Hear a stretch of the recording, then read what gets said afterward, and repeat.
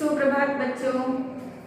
आज हम एक नए पाठ के साथ में फिर से उपस्थित हैं और आज हम पढ़ रहे हैं क्षितिज में गद्य खंड के अंतर्गत पाठ 12 ईदगाह। इससे पहले आपने पाठ 11 पढ़ा था, एक अद्भुत अपूर्व स्वप्न। तो आज हम मुंशी प्रेमचंद द्वारा रचित एक कहानी पढ़ेंगे और कहानी का शीर्षक ईदगाह है। तो मुंशी प्रेमचंद के बारे में थोड़ा हम जान लेते हैं। सबसे पहले मुंशी प्रेमचंद का जन्म 1880 ईस्वी में हुआ था।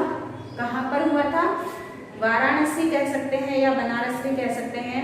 तो वाराणसी के लमही ग्राम में हुआ था और इनकी मृत्यु 1936 ईस्वी में हुई थी। तो इनका जन्म स्थान तो कौन सा है? जन्म स्थान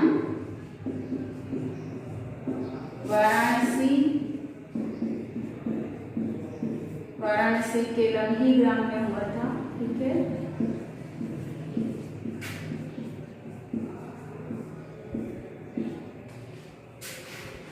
देखिए, जो मुंशी प्रेमचंद है, इनका जीवन बहुत ही कठिनाइयों में बीता।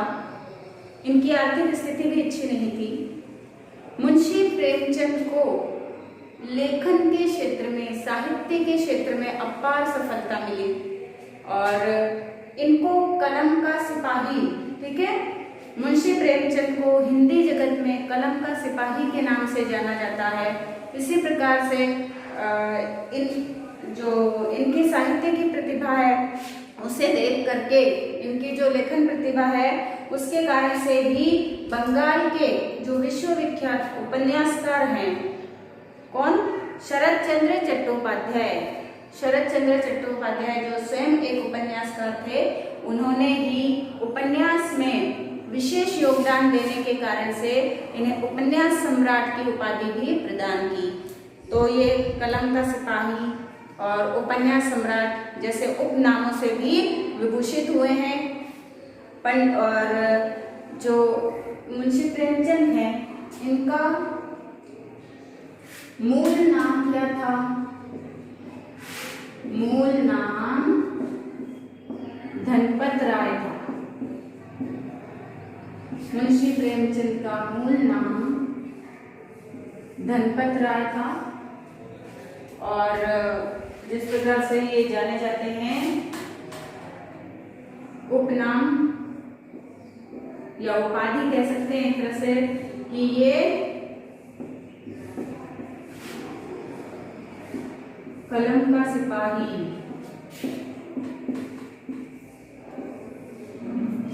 उपनाम से प्रसिद्ध है।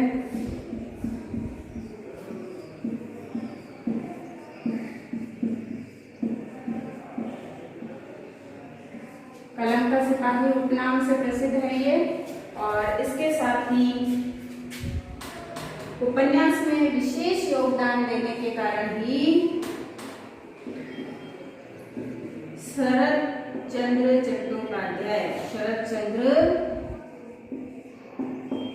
चट्टोपाध्याय ने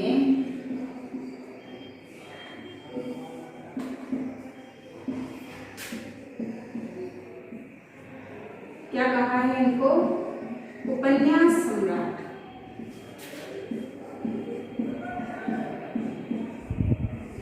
उपन्यास सम्राट कहकर इन्हें संबोधित किया है। ठीक है।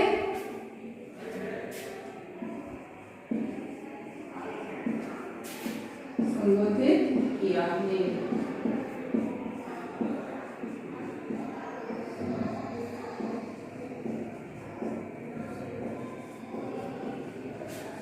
तो देखिए बच्चों, इनका जीवन परिचय बता रही हूं मैं आपको, बहुत ही इंपॉर्टेंट है, बहुत ध्यान से सुनेगा, समझिएगा कि इनका जन्म स्थान वाराणसी के लमही ग्राम में हुआ था। इनका मूल नाम धनपत राय था। कलम का सिपाही उपनाम से प्रसिद्ध है ये। और शरद चंद्र चट्टोपाध्याय ने इनको उपन्यास सम्राट कहकर संबोधित किया है। किस कारण से? उपन्यास लेखन विशेष योगदान देने के कारण। और फिर देखिए इनके बारे में हम कुछ और भी जान लेते हैं कि प्रेमचंद ने सदैव अपने साहित्य में जो दलित हैं, ठीक है, दलितों, नारियों की वेदना और वर्ण व्यवस्था की कुरीतियों का मार्मिक चित्रण किया है। आप यदि इनकी रचनाएं पढ़ेंगे तो आप पाएंगे कि इनकी कहानियों का, इनके उपन्यासों का जो या इनके नाटकों का जो पात्र है वो बहुत ही साधारण पात्र है, बहुत ही सामान्य पात्र है, ठीक है। जो जमींदारों का, जागीरदारों का सताया हुआ है या किसी न किसी कारण से वह पीड़ित है, शोषित है, तो या गरीब है, ठीक है, तो ऐसे, या फिर नारी या स्त्रियों की जो पीड़ा है, वेदना है, वह इनके साहित्य में, इनकी कहानियों में उभर कर सामने आती है। वर्ण व्यवस्था को लेकर के जो कुरीतियां हैं, जो बुरी प्रथाएं चली आ रही हैं, उनके संबंध में इनकी कहानियां हैं, इनके नाटक हैं। और साथ में उनके जो उपन्यास और कहानियां हैं वे समाज सुधार की भावनाओं से और राष्ट्रीय भावनाओं से ओतप्रोत है, भरी हुई है। और इसी प्रकार से उनकी साहित्य की जो भाषा है वह बहुत ही सजीव है, मुहावरेदार है और बोलचाल के बहुत ही निकट है। बहुत ही सरल सहज शब्दों का प्रयोग इन्होंने अपनी कहानियों में, अपनी रचनाओं में इन्होंने किया है। अब देखिए प्रेमचंद पहले नवाब राय के नाम से लेखन कार्य करते थे, ठीक है। तो इन्होंने सबसे पहले जो कहानी संग्रह लिखा था, उर्दू भाषा का भी इनको बहुत अच्छा ज्ञान था, तो इन्होंने जो कहानी संग्रह लिखा था 1908 में, और वह था सोजे वतन, ठीक है। सोजे वतन का अर्थ होता है देश का दर्द। इनका जो पहले इनकी रचना थी, ठीक है, कौन सी थी? सोजे वतन, और ये प्रकाशित हुआ था 1908 में। और ये इनका सोजे वतन 1908 में पहला कहानी संग्रह था।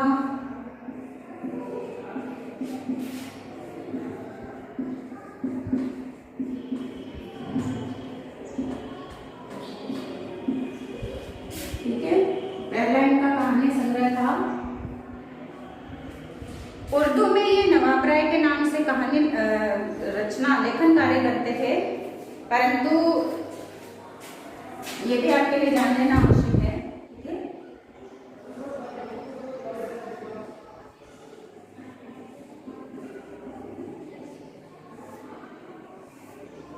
ये नाम आपको याद रखना है कि ये पहले नवाब राय के नाम से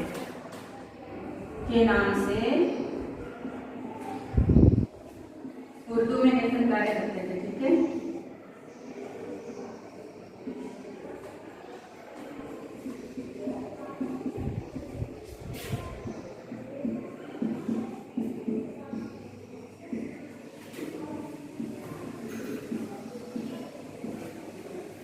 तो देखिए नवाब राय के नाम से उर्दू भाषा में लेखन कार्य करते थे। इनका पहला कहानी संग्रह था सोजे वतन, जो कि 1908 में इन्होंने लिखा था।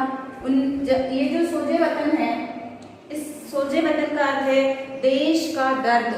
तो इसमें इन्होंने अंग्रेजी सरकार का उस समय शासन था, अंग्रेजी शासन था उस समय देश में, और उनके द्वारा जो देशवासियों पर अत्याचार किए जाते थे, जो उनका शोषण किया जाता था, गलत नीतियां अपनाई जाती थी, भारतवासियों पर गलत नीतियां थोपी जाती थी और उनका अपना मर्जी का कानून चलता था। तो उसके संबंध में उन्होंने जो देश की जनता है उसके दर्द को इस कहानी संग्रह में उभारा था। लेकिन अंग्रेजी सरकार ने इस पर रोक लगा दी और फिर इन्होंने प्रेमचंद के नाम से हिंदी में लिखना प्रारंभ कर दिया था, ठीक है। उससे पहले तक ये क्या करते थे? उससे पहले तक ये उर्दू भाषा में लेखन कार्य कर रहे थे नवाब राय के नाम से। तो ये आपको ध्यान में रखना है। फिर देखिए ये इन्होंने जितनी भी कहानियां लिखी है उन कहानियों को इनकी मृत्यु के बाद में मानसरोवर नाम से एक 8 खंडों में प्रकाशित है मानसरोवर, जिसमें इनकी कहानियां संग्रहित हैं। तो फिर इनकी कहानी संग्रह जो है वो कौन सा है? वो है मानसरोवर।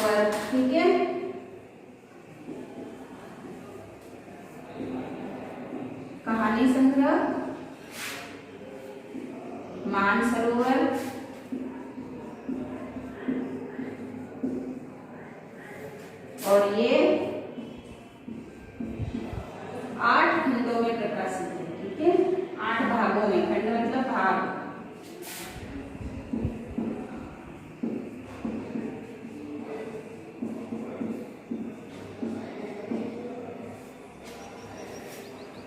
इसके अलावा उन्होंने बहुत से उपन्यास लिखे हैं जिनके कारण उन्हें प्रसिद्धि मिली, कहानियां लिखी हैं और नाटक भी लिखे हैं, पत्रिकाएं हैं जिनका इन्होंने संपादन किया, तो उसके बारे में भी जान लेते हैं।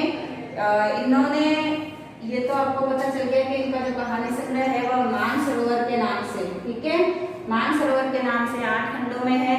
और इसके अलावा इन्होंने उपन्यास लिखे हैं। उपन्यास में निर्मला, सेवा सदन, गबन, गोदान, प्रेम भूमि, प्रेमाश्रम, कर्म भूमि, निर्मला, ठीक है, रंगभूमि, इस प्रकार के उन्होंने बहुत सारे उपन्यास लिखे हैं और वे बहुत ही प्रसिद्ध हुए हैं। इसी प्रकार से उन्होंने करबला और संग्राम जैसे नाटक लिखे और हंस, मर्यादा और जागरण, ठीक है, माधुरी, हंस, मर्यादा, जागरण जैसी पत्रिकाओं का इन्होंने संपादन किया है।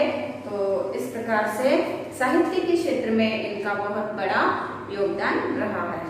तो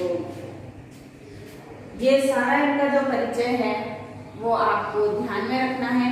इसके अलावा इनकी जो रचनाएं हैं उन रचनाओं का आपको ध्यान रखना है, याद रखना है उनको, ठीक है। तो कहानी संग्रह के अलावा उनके जो रचनाएं हैं, नाटक है, ठीक है, नाटक में देखिए उपन्यास में जैसे इनके निर्मला, गबन, गोदान, कर्मभूमि,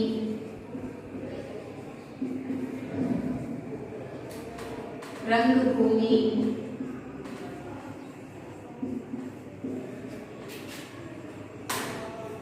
प्रेमाश्रम आदि, ठीक है।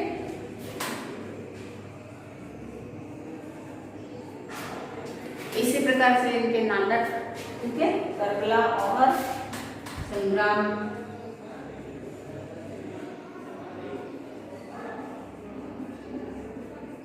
करबला, संग्राम,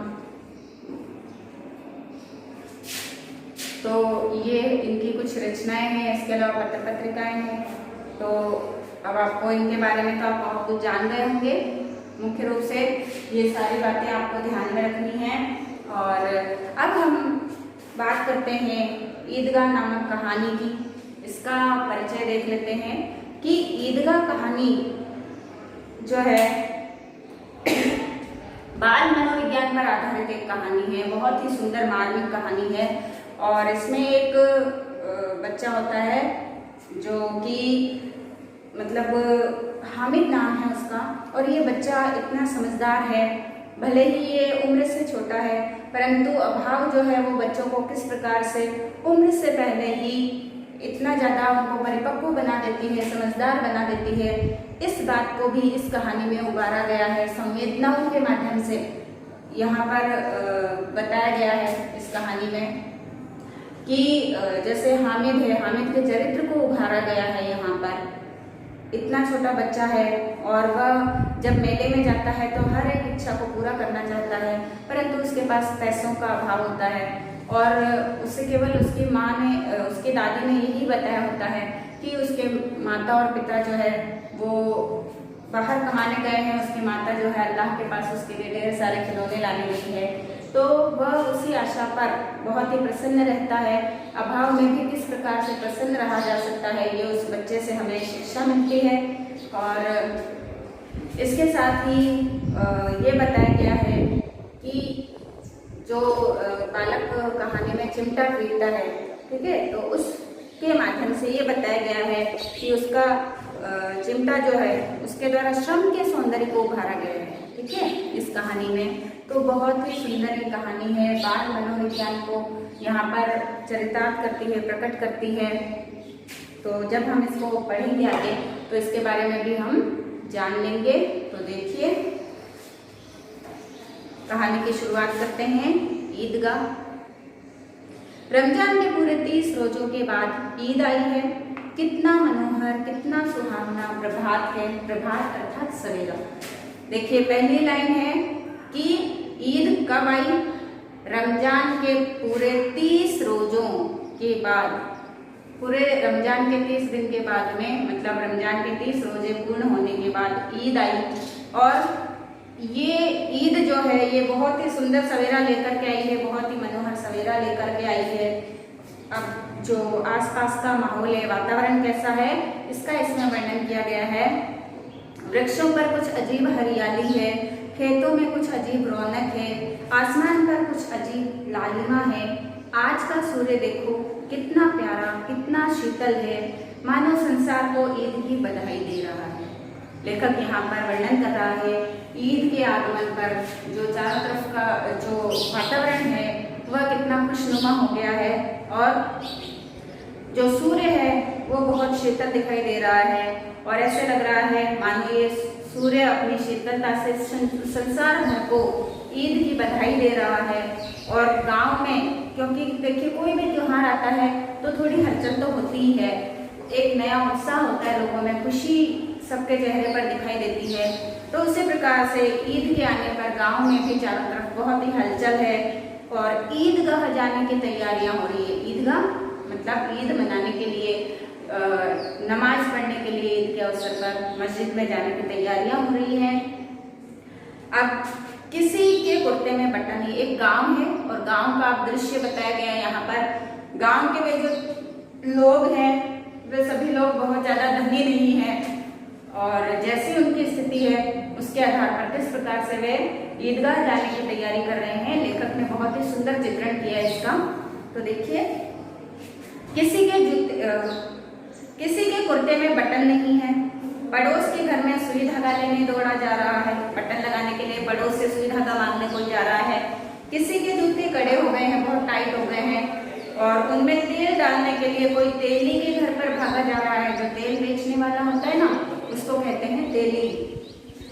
जल्दी जल्दी बैलों को सानी पानी दे दें, और ईदगाह से लौटते लौटते दोपहर हो जाएगी। कई लोग ऐसे हैं जिनके घर में कुछ बैल भी हैं, तो उन बैलों को जल्दी से वो चारा पानी देकर, सानी मतलब चारा, तो चारा पानी दे करके ये काम भी खत्म कर देना चाहते हैं, क्योंकि वे जानते हैं कि उनको लौटते लौटते ईदगाह से दोपहर हो जाएगी। और 3 कोस का पैदल रास्ता, फिर सैकड़ों आदमियों से मिलना बैठना। तो 3 कोस की दूरी है ईदगाह, उनके गांव से ईदगाह की, और फिर सैकड़ों लोगों से वहां मिलना जुलना होगा। तो दोपहर के पहले लौटना असंभव होगा। लड़के सबसे ज्यादा प्रसन्न हैं। लड़कों में एक अलग ही उत्साह दिखाई दे रहा है। जो बच्चे होते हैं त्योहारों को लेकर बड़ों की तुलना में बच्चों में कहीं ज्यादा उत्साह होता है, तो वो जो लड़के हैं गांव के उनमें बहुत उत्साह दिखाई दे रहा है, बहुत ज्यादा वे प्रसन्न दिखाई दे रहे हैं। किसी ने 1 रोजा रखा है, वह भी दोपहर तक। किसी ने अपनी क्षमता के अनुसार, किसी ने 1 रोजा रखा है और वो भी दोपहर तक, किसी ने वह भी नहीं रखा है। लेकिन ईदगाह जाने की खुशी उनके हिस्से की चीज है, मतलब कि उनके वश में जो है उसको वो भरपूर आनंद से जीते हैं। तो ईदगाह जाने की जो खुशी है वो तो सच में उनके वश की बात है, उनके हिस्से की ही बात है। और रोजे बड़े बूढ़ों के लिए होंगे। यहाँ पर लेखक ये कहना चाहते हैं कि रोजे तो जो है वो बड़े बूढ़े रखते हैं, उनकी एक अपनी आस्था होती है, निष्ठा होती है अपने अल्लाह के प्रति। लेकिन जो बच्चे होते हैं उनके लिए तो ईदगाह जाना ही सबसे बड़ी खुशी है, क्योंकि जब वो वहाँ जाएंगे तो वो वहाँ मेले का पूरा आनंद लेना चाहते हैं। तो फिर ये रोजे बड़े बूढ़ों के लिए और इनके लिए तो ईद है। रोज ईद का नाम रखते थे, आज वह आ गई। जैसे अपन क्या करते हैं, जैसे दीपावली आती है, होली आती है, तो उससे कुछ दिन पहले ही हम होली आने वाली है, होली आने वाली है, दिवाली आ जाएगी, दिवाली आने वाली है ना। इस तरीके से हम रोज इंतजार करते हैं और एक दिन फिर दिवाली आ जाती है, एक दिन होली आ जाती है। इसी प्रकार से उन बच्चों में भी इसका बहुत ही उत्साह है। अब जल्दी पड़ी है कि लोग ईदगाह क्यों नहीं चलते। अब ईद तो आ गई, लेकिन अब उनको ईदगाह जाने की जल्दी है कि उनके माता पिता जल्दी से ईदगाह क्यों नहीं चलते। इन्हें गृहस्थी की चिंताओं से क्या प्रयोजन? बच्चे हैं, अब बच्चों को क्या पता कि घर गृहस्थी में कितनी सारे काम हैं, कितनी सारी चिंताएं हैं, बहुत सारी जिम्मेदारियां हैं। बच्चे जो हैं वे तो केवल ईद मनाना चाहते हैं, ईदगाह जाना चाहते हैं, मेले का आनंद लेना चाहते हैं, तो इन्हें गृहस्थी की चिंताओं से कोई प्रयोजन नहीं है। और सेवइयों के लिए दूध और शक्कर घर में है या नहीं, इनकी बला से ये तो सेवइयां खाएंगे। बच्चे जो होते हैं वो हर प्रकार की दुख की, हर प्रकार की चिंताओं से बिल्कुल परे होते हैं। और जो घर में बड़े बुजुर्ग होते हैं, माँ बाप होते हैं, वे भी बच्चों को इन सभी चिंताओं से दूर ही रखते हैं। और जितनी उनकी कोशिश होती है वे ये कोशिश करते हैं कि उनकी हर इच्छा को, उनके मन के हर भाव को जान करके उनकी इच्छाओं को पूरा कर सकें। तो इसलिए अब वे बहुत ही गरीब लोग हैं।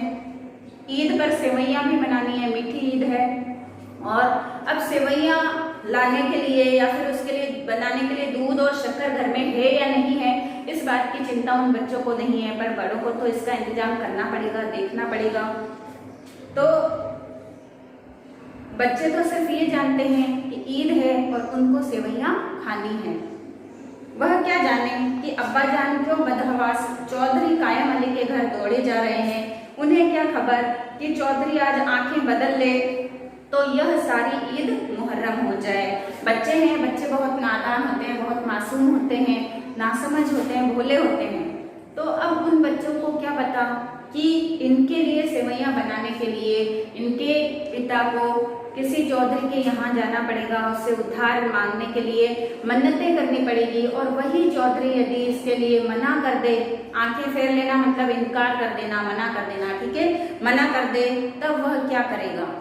तो इस प्रकार से उनकी अपनी जेबों में, तो मतलब कि यदि वह ऐसा करता है, चौधरी मना कर देता है, तो उनकी ईद की सारी खुशियां मुहर्रम के शौक में बदल जाएगी। उनकी अपनी जेबों में तो कुबेर का धन भरा हुआ है। लेखक जो है वो कहना चाहते हैं कि किनकी जेबों में कुबेर का धन है, वो जो चौधरी हैं, उन चौधरी की जेबों में तो कुबेर का धन भरा हुआ है। कुबेर धन के देवता माने जाते हैं। तो बार बार जेब से अपना खजाना निकाल कर गिनते हैं और खुश होकर फिर रख लेते हैं। इतना पैसा उनके पास में है कि बार बार अपनी पॉकेट से वो पैसा निकालते हैं, गिनते हैं, खुश होते हैं और वापस अंदर रख देते हैं। महमूद गिनता है।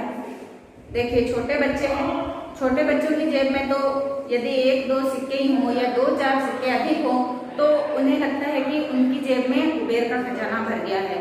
तो कुछ बच्चे जो है उनकी जेब में उनके माता पिता ने उनको जो पैसे दिए हैं मेले में जाने के लिए, खर्च करने के लिए, तो वे ज़्यादा नहीं है, बहुत थोड़े से पैसे हैं संख्या में। तो वे बच्चे क्या करते हैं, वे बार बार जेब से अपना खजाना निकाल कर गिनते हैं, खुश होते हैं और फिर उसको रख लेते हैं। और महमूद, अब यहाँ पर देखिए कुछ बच्चों के नाम आए हैं और ये नाम आपको अंडरलाइन कर लेने हैं, जिसमें देखिए नाम आता है महमूद। महमूद गिनता है 1, 2, 10, 12, उसके पास में कितने पैसे हैं, 12 पैसे हैं, ठीक है, महमूद के पास 12 पैसे हैं। अब मोहसिन जो है वो अपने पास में गिनता है कितने पैसे हैं, तो मोहसिन गिनता है 1, 2, 3, 8, 9, 15 पैसे, ठीक है, ये कुल मिलाकर के उसके पास में 15 पैसे हैं। इन्हीं अनगिनती पैसों में अनगिनती चीजें लाएंगे, मतलब उनके लिए ये कोई थोड़े पैसे नहीं है, इतने पैसे उनके लिए बहुत ढेर सारे पैसे हैं जिनसे वे ढेर सारी चीजें लेकर के आएंगे। क्या क्या लाएंगे, खिलौने, मिठाइयाँ, बिल्कुल, गेंद और न जाने क्या क्या। और सबसे ज्यादा प्रसन्न है हामिद, ठीक है, हामिद जो इस कहानी का मुख्य पात्र है, तो वह सबसे ज्यादा प्रसन्न है। वह 4-5 साल का एक गरीब बच्चा है, अंडरलाइन कर लीजिए इसको कि वह 4-5 साल का गरीब सूरत दुबला पतला लड़का, जिसका बाप गत वर्ष हैजे की भेंट हो गया, मतलब अल्लाह को प्यारा हो गया और हैजा होने की वजह से उसकी मृत्यु हो गई। और माँ न जाने क्यों पीली होते होते मतलब बीमार भी हो गई और चिंता में घुलते घुलते एक दिन मर गई। किसी को पता न चला क्या बीमारी है, बीमारी होती तो पता चलता, वह चिंता में ही घुलते घुलते मर गई। मतलब हामिद के माता और पिता दोनों का ही देहांत हो चुका था। कहती भी तो कौन सुनने वाला था। दिल पर जो कुछ बीतती थी वह दिल में ही सहती थी। उसके पति की मृत्यु हो चुकी थी और गरीबी भी बहुत थी। अगर वो अपने मन की बात कहना भी चाहती तो वह किससे कहती। और इस प्रकार मन ही मन दुख के कारण से उसकी मृत्यु हो गई। जब न सहा गया तो संसार से विदा हो गई। अब हामिद अपनी बूढ़ी दादी अमीना की गोद में सोता है और उतना ही प्रसन्न है। हामिद का लालन पालन उसकी बूढ़ी दादी अमीना करती है। ये नाम भी आप अंडरलाइन कर लीजिए दादी का। उसके अब्बा जान रुपए कमाने गए। दादी ने उसको क्या बता के रखा है? दादी ने उसे बताया है कि उसके अब्बा जान रुपए कमाने गए हैं, बहुत सी थैलियां लेकर आएंगे। किसकी थैलियां? रुपयों की थैलियां लेकर के आएंगे कि जब वो आएंगे तो वो ढेर सारे रुपयों की थैलियां भरकर लाएंगे। अम्मी जान अल्लाह मियाँ के घर से उसके लिए बड़ी अच्छी अच्छी चीजें लाने गई हैं, इसलिए हामिद प्रसन्न है। तो हामिद प्रसन्न क्यों है? क्योंकि उसकी दादी अमीना ने उसे बताया है कि उसके अब्बा जान रुपए कमाने गए हैं और जब आएंगे तो बहुत सी थैलियां भरकर रुपए लाएंगे। और अम्मी जान अल्लाह मियाँ के पास में घर के लिए बड़ी अच्छी अच्छी चीजें लाने गई हैं और इसलिए हामिद बहुत प्रसन्न है। और आशा तो बड़ी चीज है। और फिर बच्चों की आशा, इसको अंडरलाइन कर लीजिए। देखिए लेखक क्या कहते हैं, आशा बड़ी चीज है। फिर बच्चों की आशा, उनकी कल्पना तो राय का पर्वत बना लेती है। बच्चे बहुत जिज्ञासु होते हैं, बहुत काल्पनिक होते हैं और बहुत आशावादी, उत्साही होते हैं, मन के बहुत भोले होते हैं। तो हामिद जो है वो इसी आशा पर खुश रहता है कि एक दिन उसके भी माता पिता जरूर आएंगे और तब उसके लिए ढेर सारे रुपए और ढेर सारे खिलौने लेकर के आएंगे, बहुत सारी चीजें लेकर के आएंगे। और इसी आशा पर हामिद बहुत प्रसन्न रहता है। तो लेखक कहता है कि आशा के सहारे तो पूरी जिंदगी निकल जाती है और फिर वो आशा जो बच्चा करता है, बच्चे की आशा जो है उसमें तो एक अलग ही जोश होता है, अलग ही खुशी का, आनंद का भाव होता है, एक विश्वास का भाव होता है। तो बच्चा जो है वो तो अपनी कल्पना से राई को भी पहाड़ बना सकता है। हामिद के पाँव में जूते नहीं हैं, सिर पर पुरानी पुरानी टोपी है जिसका गोटा काला पड़ गया है और फिर भी वह प्रसन्न है। इतनी कमी है, इतने अभाव में वह जी रहा है लेकिन वह प्रसन्न है, आशावादी है। ये हामिद के चरित्र की विशेषताएं हैं। जब उसके अब्बा जान थैलियां और अम्मी जान नियामतें मतलब बहुत सारी अच्छी चीजें लेकर के आएंगी तो वह दिल के अरमान निकालेगा, तब वह अपनी सारी इच्छाएं पूरी कर लेगा। तब देखेगा महमूद, मोहसिन, नूरे और सम्मी कहाँ से इतने पैसे निकालेंगे कि आज वो सारे उसको पैसे दिखा दिखा करके चिढ़ाते हैं, लेकिन जब उसके पास में खूब सारे पैसे आ जाएंगे तब वह देखेगा। अभागिन अमीना अपनी कोठरी में बैठी रो रही है। आज ईद का दिन और उसके घर में दाना नहीं है। आज आबिद होता, आबिद उसके पिता का नाम है, आबिद होता तो क्या इसी तरह ईद आती और चली जाती। इस अंधकार और निराशा में वह डूबी जा रही थी। किसने बुलाया था इस निगोड़ी ईद को? इस घर में उसका काम नहीं, लेकिन उसको हामिद का ख्याल आता है। वो बहुत दुखी है, घर में अन्न का एक दाना नहीं है। वह हामिद के लिए सेवैयाँ बनाना चाहती है लेकिन वह कैसे बनाए क्योंकि घर में पैसे ही नहीं है। तो वह दुखी होती है लेकिन हामिद का उसे जैसे ख्याल आता है, उसे किसी के मरने जीने से क्या मतलब। उसके अंदर प्रकाश है, बाहर आशा है। हामिद तो इस बात से अनजान है कि घर में क्या है क्या नहीं है और इसलिए उसके अंदर प्रकाश है और बाहर आशा है। मन में एक विश्वास का प्रकाश है, ठीक है, कि उसके माता पिता आएंगे तो खूब सारी चीजें उसके लिए लाएंगे। और बाहर आशा है, बाहर उसमें आशा का भाव है कि एक न एक दिन तो वे जरूर आएंगे और विपत्ति अपना सारा दल बल लेकर आए, हामिद की आनंद भरी चितवन उसका विध्वंस कर देगी। भले कितनी भी मुसीबतें आए परंतु हामिद हर परिस्थिति में मुस्कुराता रहता है, खुश रहता है और उसका वही जो आनंद है, उसका वही जो उत्साह है, वह उन सारी मुसीबतों का नाश कर देती है। तो बच्चों इतना आपको समझ में आया होगा। आज का हम ये यहीं तक रखते हैं पाठ और इससे आगे हम अगली कक्षा में पढ़ेंगे। तो इसमें जो आपको परिचय बताया गया है, मुंशी प्रेमचंद के संबंध में जो कुछ आपको बताया गया है और उनकी जो रचनाएं हैं वे सभी आपको पाठ परिचय वे सभी आपको लेखक परिचय के अंतर्गत करने हैं। इसके अलावा पाठ के जो शब्दार्थ हैं वे भी आपको पूर्ण करने हैं। यह आपका गृह कार्य है जिसे आप पूरा करेंगे। और आज की कक्षा यहीं समाप्त होती है। आपका दिन शुभ हो। धन्यवाद।